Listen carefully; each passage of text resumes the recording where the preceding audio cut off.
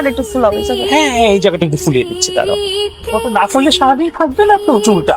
হয় রে ইয়াসমিন, আর কত নিজের মানিক যত পুরো ধুলাই মিশাই দিই সেটার মধ্যে ঢুকে উড়ো জাহাজ হয়ে আর যখন মুখটা খুলে তখন হয়ে যায় পটপটি নচিরুল।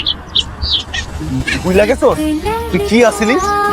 কোন এক গ্রামের জিয়াসমিন আসিলি হ্যান দে তোরে নয়া আমি টপ নায়িকা বানাইছি ইন্ডাস্ট্রি। এখন তুই বুক ফুলায় আরস, মাথা উঁচু করে খারাপ জেসিয়া তা নায়িকা। তুই ডিরেক্টরের সামনে কি কইলি? আপনাদের সেট কি হুগাইছে? তুই কবি আপনাদের সেট কি শুকিয়েছে? শুকিয়েছে। হ্যাঁ তাই না, মনে আছিল না? তারপর কি কইলি? সকাল দিয়ে আমার দিনটা সেরাবেরা হয়ে গেছে না?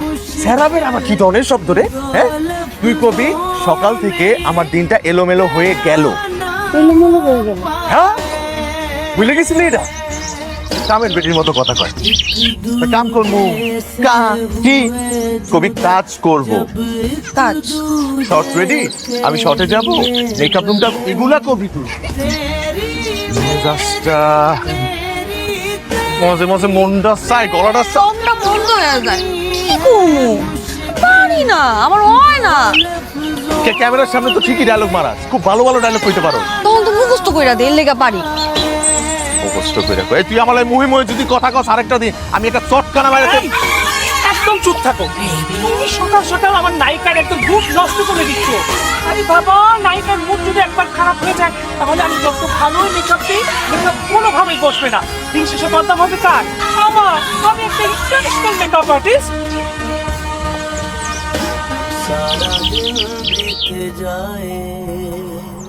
ওই বাসে আমরা ঝগড়া করছি, আমরা ঝগড়া করি না, আমাকে কথাই এমন। কি রে কস না কে ক, মন খারাপ করছস? মন খারাপ করবো কে?